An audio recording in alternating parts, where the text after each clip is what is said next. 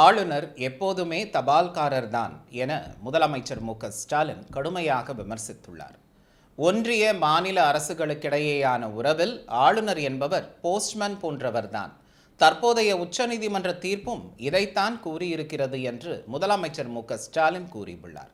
தமிழ் மொழிக்கும் தமிழ்நாடு என்ற பெயருக்கும் எதிராக ஆளுநர் செயல்படுகிறார். தன்னை ஒரு தீவிர பாஜகக்காரராக ஆளுநர் ஆர்.என். ரவி காட்டிக்கொள்கிறார். தமிழ் மொழியை பாதுகாக்க குரல் கொடுப்பது எப்படி பிளவுவாத அரசியலாகும்? பதவிக்காலம் முடிந்த பிறகும் ஆளுநர் தமிழ்நாட்டில் உள்ளார் என அவர் குற்றம் சாட்டினார்.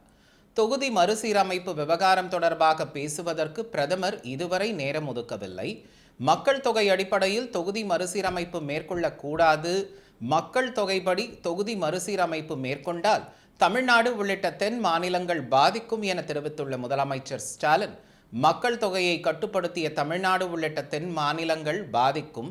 மோடி முதல்வராக இருந்துள்ளதால் அவருக்கு மாநிலங்கள் முக்கியத்துவம் தெரியும் என்று ஆங்கில நாளிதழுக்கு அளித்த பேட்டியில் முதலமைச்சர் தெரிவித்துள்ளார்.